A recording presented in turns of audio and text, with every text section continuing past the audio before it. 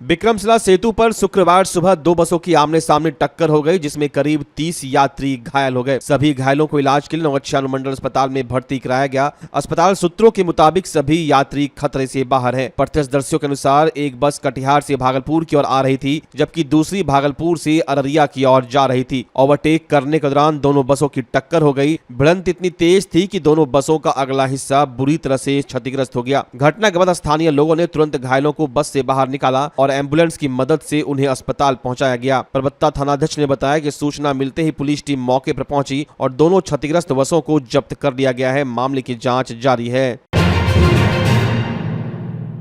लोजपा रामविलास के नेता सह खगड़िया के सांसद राजेश वर्मा ने प्रधानमंत्री मोदी की सिवान दौरा को ऐतिहासिक बताया। राजेश वर्मा ने कहा कि जब भी प्रधानमंत्री बिहार आते हैं तो बड़ी सौगात देते हैं। एक बार फिर से सिवान की धरती से पीएम मोदी बिहार के लिए बड़ी घोषणा करेंगे। प्रधानमंत्री की सौगात से बिहार विकसित राज्यों की सूची में शामिल हो रहा है। इसके पहले भी प्रधानमंत्री जी के कई दौरे हुए और जब जब प्रधानमंत्री आते हैं तो बिल्कुल बिहार को एक बड़ी सौगात देने का काम करते हैं। हम लोगों को उम्मीद है कि फिर से एक बड़ी सौगात मिलेगी। जिस तरीके से लगातार 2 बजट में संसद में हम लोगों ने देखा कि बिहार को विशेष पैकेज के रूप में केंद्र की सरकार ने, प्रधानमंत्री जी ने जो योजनाएं दी, उससे कहीं न कहीं आने वाले समय में बिहार जो है वो अन्य विकसित प्रदेशों की सूची के बराबर जो है वो खड़ा होगा। और आज भी इसी उम्मीद के साथ बिहार की जनता प्रधानमंत्री से उम्मीद लगाए हुए कि आज के उनके संबोधन में बिहार के लिए कुछ न कुछ बड़ी घोषणाएं जरूर होंगी।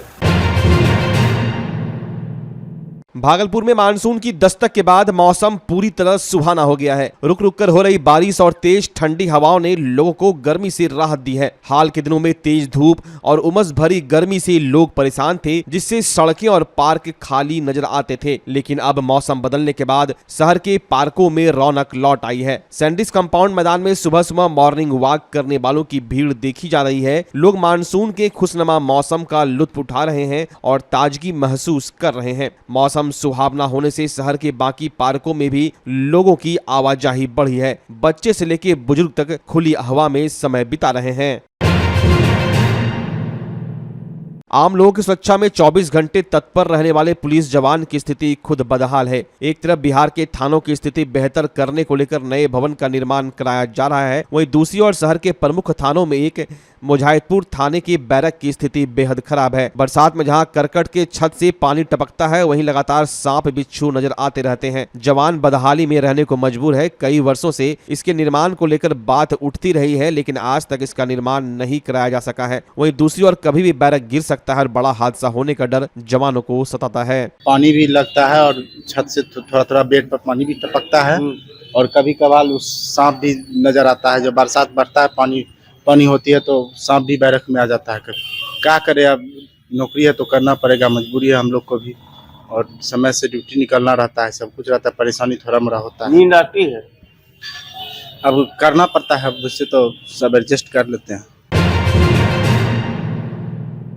खेलो इंडिया यूथ गेम्स 2025 में बिहार राज्य ने कुल 36 पदकों के साथ शानदार प्रदर्शन किया, जिसमें भागलपुर जिले के होनहार खिलाड़ियों ने 6 पदक हासिल कर जिले का नाम रोशन किया। इस उपलब्धि को लेकर आज समीक्षा भवन भागलपुर में एक सम्मान समारोह का आयोजन किया गया। इस अवसर पर भागलपुर के जिला पदाधिकारी डॉक्टर नवलसुर चौधरी ने मेडल विजेता खिलाड़ियों को बधाई दी, उन्हें सम्मानित किया गया। समारोह में खेल के क्षेत्र में उत्कृष्ट प्रदर्शन करने वाले खिलाड़ियों को स्मृति चिन्ह और प्रशस्ति पत्र देकर सम्मानित किया गया। विजेता खिलाड़ियों में शामिल है महिका कुमारी थांगटा खेल में स्वर्ण पदक, खुशी यादव एथलेटिक्स खेल में स्वर्ण पदक, दिव्यांश कुमार राय एथलेटिक्स में रजत पदक, दिव्या श्री राइफल शूटिंग में कांस्य पदक, भौमिक राज थांगटा में कांस्य पदक, सोवाक्षी सरगम थांगटा में कांस्य पदक।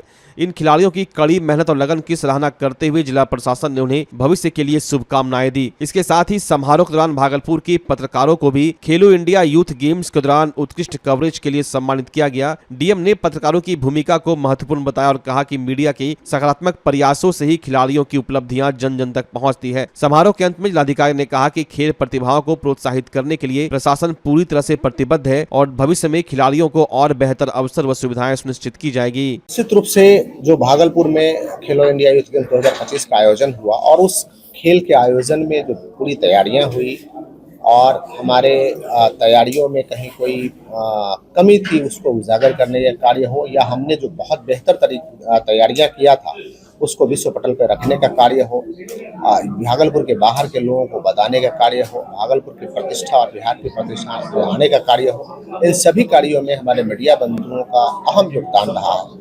प्रिंट और इलेक्ट्रॉनिक्स मीडिया के सभी एक व्यक्ति ने काफ़ी मेहनत किया है और हमारे यहाँ के अच्छे कार्यों को विश्व पटल पर दिखाने का कार्य किया है। तो मुझे लगता है कि जितने हकदार हमारे खिलाड़ी हैं, उतने ही हकदार हमारे मीडिया के बंधु हैं, जिन्होंने इस बिहार के प्रतिष्ठा को, मान सम्मान को बढ़ाया है। इसी अवसर पर आज समस्त मीडिया बंधुओं को ये पहला अवसर है जो जिला प्रशासन की ओर से पत्रकारों को सम्मानित किया जा रहा है। बिल्कुल, पत्रकार बंधु दिन रात लग करके और एक एक चीज़ के बारे में तथ्य को सामने लाते हैं और जो बेहतरी है उसको सामने प्रकट करते हैं। जो यहाँ के लोग हैं, यहाँ के बाहर के लोग हैं, उनके समक्ष में निश्चित रूप से और जितनी मेहनत करते हैं उनको भी सम्मानित किया जाना चाहिए। क्या आप कंप्यूटर कोर्स करना चाहते हैं, वो भी कम खर्च में? तो आ गया शानदार मौका। ज्ञानदीप कंप्यूटर एजुकेशन लेकर आया है शानदार ऑफर। ADCA कोर्स अब सिर्फ 1505 रुपए में। DCA, DTP, Tally with GST और हार्डवेयर सॉफ्टवेयर के अन्य कोर्स भी उपलब्ध हैं, वो भी फी में 60% की भारी छूट के साथ। AC स्मार्ट क्लासरूम और AC लैब की सुविधा, 5 दिन का फ्री डेमो क्लास भी उपलब्ध है। गर्ल्स और आर्थिक रूप से कमजोर छात्रों को 50% तक की छूट। Book, I card, admission form बिल्कुल फ्री। हमारा हेड ऑफिस का पता है महादेव सिंह कॉलेज रोड, सराय भागलपुर। हमारे ब्रांच का पता है ततारपुर थाना के अपोजिट यूनिवर्सिटी रोड, सराय भागलपुर। हमारे दूसरे ब्रांच का पता है हनुमान मंदिर के निकट SM कॉलेज रोड, छोटी खंजरपुर, भागलपुर। तो अभी संपर्क करें और अपने करियर को दीजिए एक नई उड़ान, सिर्फ ज्ञानदीप कंप्यूटर एजुकेशन के साथ। पूरी दुनिया में योग के प्रति बढ़ते रुझानों के बीच देश में योग सिखाने वाले शिक्षकों की भारी कमी को देखते हुए अब पूरे बिहार में पहली बार भागलपुर में शुरू हो चुका है जॉब ओरिएंटेड कोर्स BSc इन योगिक साइंस। भागलपुर की बरारी स्थित टीचर्स ट्रेनिंग कॉलेज में इस कोर्स से संबंधित डिग्री एवं डिप्लोमा कोर्स में एडमिशन के लिए रजिस्ट्रेशन की प्रक्रिया जारी है। तो अगर आप भी मोस्ट डिमांडिंग जॉब के लिए खुद को तैयार करना चाहते हैं तो अभी रजिस्ट्रेशन करवा लें और अपना सुरक्षित और सफल भविष्य बनाएं। संपर्क करें teachers training college, Barari industrial area, Bhagalpur, Bihar.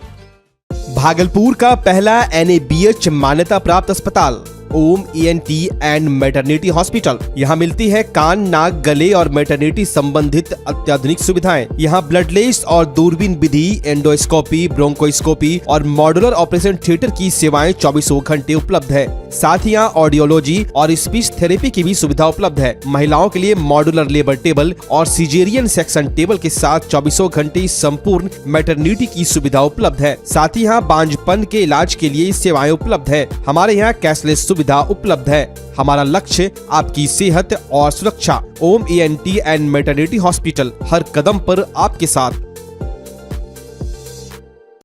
स्वास्थ्य सेवा की दुनिया में भागलपुर का पुराना और जाना पहचाना नाम है सुशीला हॉस्पिटल। सुशीला हॉस्पिटल एक मल्टी स्पेशलिटी और भागलपुर का एकमात्र डायबिटीज का super speciality health care centre है, जो 24 आवर्स इमरजेंसी और ICU विथ वेंटिलेटर के साथ उपलब्ध है। डॉक्टर अंजना प्रकाश के नेतृत्व में यहाँ अत्याधुनिक सुविधाओं वाला गायनी डिपार्टमेंट भी है। सुशीला हॉस्पिटल में खुद का ब्लड बैंक और पैथोलॉजी की सुविधा है। सुशीला हॉस्पिटल कम कीमत पर स्वास्थ्य सेवा प्रदान करने के प्रति प्रतिबद्ध है। हमारा पता है लाजपत पार्क की दक्षिण, मसाकचक, भागलपुर, बिहार।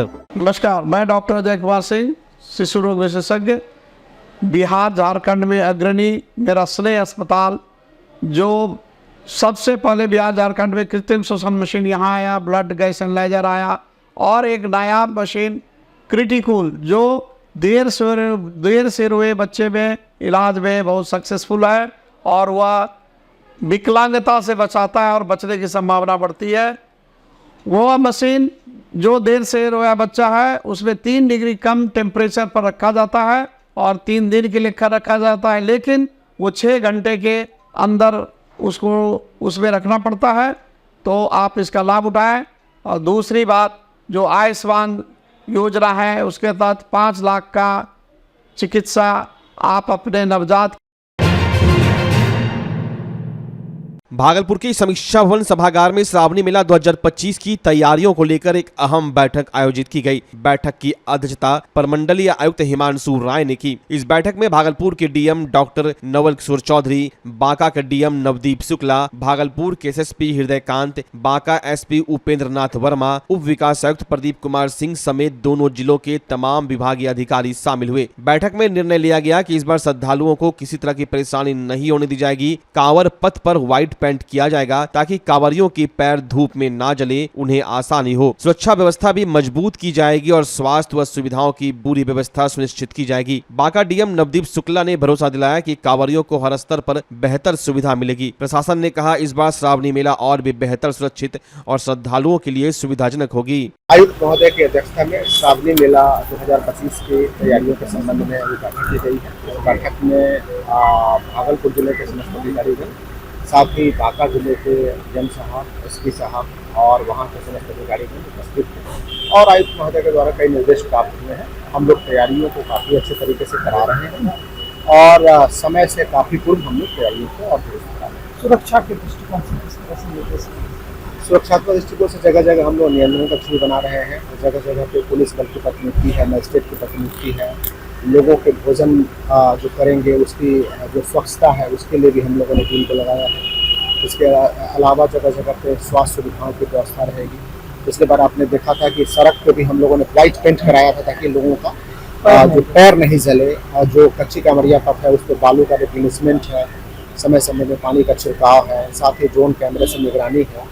और जो नदी में है, नदी में भी हम लोग बैरिकेडिंग करेंगे और प्लस उसको और प्रोटेक्शन देंगे ताकि लोगों को सुरक्षात्मक दृष्टिकोण से भी बेहतर रहे और लोग अच्छे तरीके से जल लेकर के बाबा बैद्यनाथ के यहाँ दर्शन कर सकें। जनता से कोई अपील भी रहेगी? आम जनता से, बिल्कुल आम जनता से ये हम अपील करेंगे कि वो अधिक से अधिक संख्या में अपने परिवार के साथ आ सकते हैं। हम लोग सारी व्यवस्था यहाँ मजबूत रखे हुए हैं।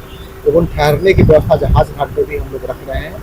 पहले गांधी बिलारी में रखा था, हम लोग जहाज घाट पर भी रखेंगे और अन्य जगहों पर भी सारी व्यवस्थाएं मिलेंगी। Thank you sir. नहीं सुनने पाते। बांका जिला में किस तरह की तैयारियां की जा रही है? देखिए, जो सबसे लंबा कांवरिया मार्ग है वह बांका जिला से ही गुजरता है और जो सीमा है अंतर्राज्यीय सीमा, जब हमसे देवघर से अपने एंट्री हो रही है वह भी बांका जिला से ही हो रही है। तो चाहे वह झारखंड में जो देवघर से समन्वय हो करना हो या चूँकि रास्ता बहुत ही लंबा है तो उसमें जितने भी हमारे श्रद्धालु हैं उनको किसी प्रकार की परेशानी ना हो, तो उसके लिए मार्ग पर उत्तम व्यवस्थाएं हों, उसके लिए वो सजग हैं और लगातार तैयारियां कर रहे हैं। सुरक्षा के दृष्टिकोण से जो फोर्स और मजिस्ट्रेट की प्रतिनियुक्ति होनी है, इसके अलावा जगह जगह पर नियंत्रण कक्ष आदि की स्थापना होनी है, तो यह सब लोग करे जा रहे हैं। प्रकाश आदि की भी उत्तम व्यवस्था रहेगी। भागलपुर जिले के सजावट थाना अंतर्गत रामपुर डीह की रहने वाली अनामिका झा ने ससुराल पक्ष पर दहेज प्रताड़ना और मारपीट का गंभीर आरोप लगाया है। अनामिका ने महिला थाने में आवेदन देकर न्याय की गुहार लगाई है। अनामिका ने बताया कि उसकी शादी 29 नवंबर 2019 को पूर्णिया जिला निवासी विवेकानंद झा से हिंदू रीति रिवाज से हुई थी। विवेकानंद नोएडा में एक प्राइवेट कंपनी में काम करते हैं। शुरुआती समय सब कुछ सामान्य रहा और 13 अगस्त 2020 को अनामिका ने एक बेटी को जन्म दिया। जनवरी 2021 में उसका पति उसे लेकर पूर्णिया आया, लेकिन एक सप्ताह बाद वो उसे छोड़कर अकेले नोएडा लौट गया। इसके बाद से अनामिका की सास क्रांति देवी और ससुर मिथिलेश झा उस पर दहेज में 5 लाख रुपए और 10 कट्ठा जमीन लाने का दबाव बनाने लगे। मना करने पर उसे शारीरिक और मानसिक रूप से प्रताड़ित किया गया। अनामिका का यह भी आरोप है कि उसके पति विवेकानंद का किसी अन्य महिला से संबंध है। जब उसने उसे रंगे हाथों पकड़ लिया तभी से उसे प्रताड़ित किया जाने लगा। फिलहाल महिला थाने में आवेदन के आधार पर जाँच शुरू कर दी गई है। 24 नवंबर 2019 में हमारी शादी हुई। उसके बाद उन्होंने शादी के बाद कुछ दिन तो उन्होंने हमारे साथ अच्छा से बातचीत की, लेकिन कुछ सिर्फ एक दिखावा था। जब उन्हें शादी में जिस रहते हैं उसके बाद ना ही उन्होंने हमसे बातचीत की, ना ही वो हमें अपने पास रखना चाहते थे। उन्होंने हमें नोएडा को कुछ दिन के लिए लेके गए जिसमें बाबू हुआ मेरा। फिर उन्होंने हम बोला बाबू के अपने साथ रखिए, उन्होंने हमें मारपीट किया। और उनके साथ एक औरत रहती है जो उनसे हम कुछ संबंध देखे जो हमें अच्छा नहीं लगा, और जब उन्होंने कहा कि हमें अपने साथ रखिए तो उन्होंने हमें मारा और भैया के पास पहुंचा दिया गया। फिर भी हम सब गांव के लोगों ने जिन्होंने शादी कराया तो हम गए, तो उन्होंने कहा अच्छा घर रह के देखो। हम ससुराल भी गए, ससुराल में भी हमारे सास ससुर ने हमें मारा। क्या मांग करते हैं? वो लोग पैसे की मांग करते हैं, बोलते हैं कि अपने भाई को बोलो 5.5 लाख दे, 5.5 लाख दे, 5 कट्ठा 10 कट्ठा जमीन के लिखे हमारे नाम पे, तब तुमको मेरा बेटा लेके जाएगा, रखेगा अपने पास, नहीं तो नहीं रखेगा।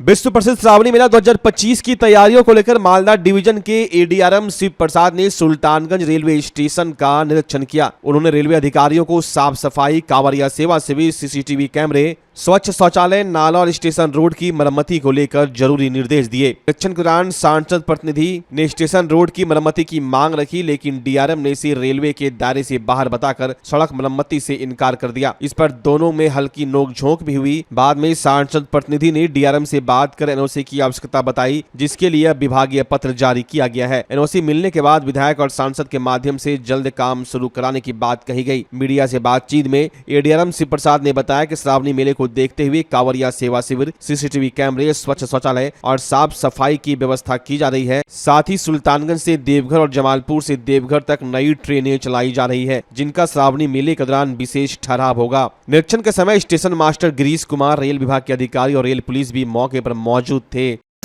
जो मेरा आना हुआ है मालदा से, एक हमारे डीएम भागलपुर के यहाँ बैठक थी श्रावणी मेला की तैयारियों को लेकर। उसमें प्रमंडलीय आयुक्त साहब थे, डीएम बांका थे और जितने भी बिहार सरकार के अधिकारीगण थे सब थे, और रेलवे से भी हम लोग थे, और हम लोग पूरा टीम के साथ रेलवे के थे। और उन्होंने पूरी समीक्षा की कि कहाँ कहाँ तैयारी कैसी है।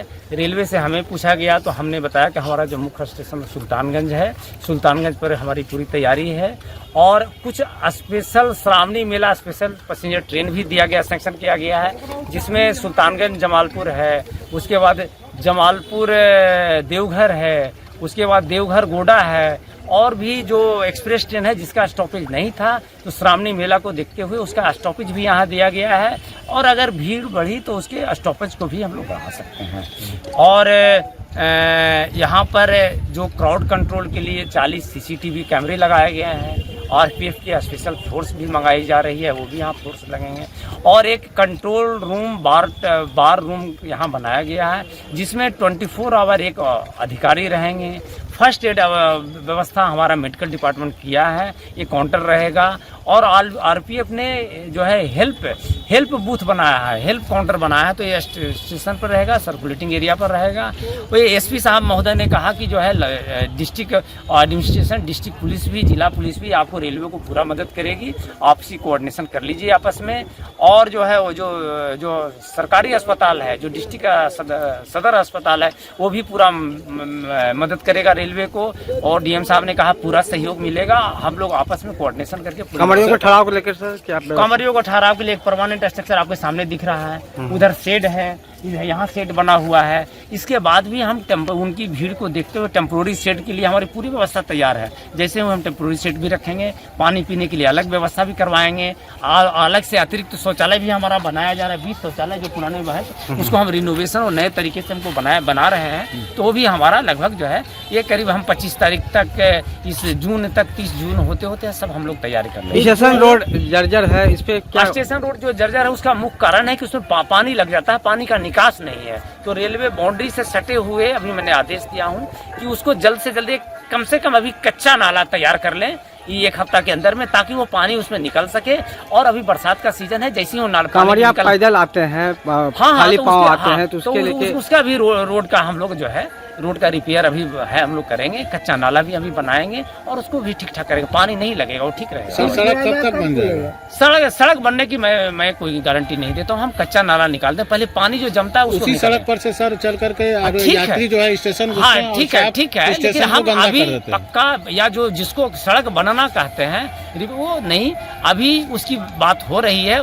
हो सकता है जिला प्रशासन बनाए, स्टेट प्रशासन बनाए, उसकी हम बात करेंगे, लेकिन अभी कच्चा नाला हम एक अंदर दे देंगे ताकि दक्षिणी छोर में सर जो है नाला जो है शौचालय है जो वो गंदा रहता है। हाँ हाँ प्राय जो कांवड़िया लोग भी उसमें हाँ, अभी तो कुछ जो टूटा फूटा उसको रिपेयर किया जा रहा है, बनाया जा रहा है, सफाई हमारा काम चल रहा है, सब ठीक ठाक रहेगा। फूड प्लाजा कब खुलेगा? फूड प्लाजा की हमें अभी कोई जानकारी नहीं है, क्या है स्थिति क्या है, मैं अभी आपको नहीं बता सकता। इस बार यात्रियों को, कांवड़ियों को नया कुछ क्या मिलने जा रहा है? हर साल तो अमूमन ये व्यवस्था कर दिया जाता है कि ठहरने का, पानी का, चिकित्सा का, तमाम सुविधा। कुछ नया रेलवे इस बार क्या कर रहा है शुरू करने? नया वैसा तो अभी कुछ नहीं है। जो ठहराव है पैसेंजर का, हर मेल एक्सप्रेस जो हर साल हो रहा है वही भांति अभी है। नया वैसा कुछ नहीं है। नया यही है कि हम लोग मुस्तैद हैं, तैयार हैं उनको सब सुविधाएं देने के लिए। क्या व्यवस्था? सब सफाई की पूरी हमारी टीम अभी लगी हुई है साफ करने में, और पूरा मेला भर और हमेशा रहेगा। सांसद प्रदीप पवन किसान का जो है मांग था कि धुन जो है, भोलेनाथ का धुन जो है यहाँ बजना चाहिए। वो तो शुरू है, वो तो बज रहा है। भोलेनाथ का धुन, संगीत चल रहा है, ये सब तो चल रहा है, वो सब तो चीजें हैं।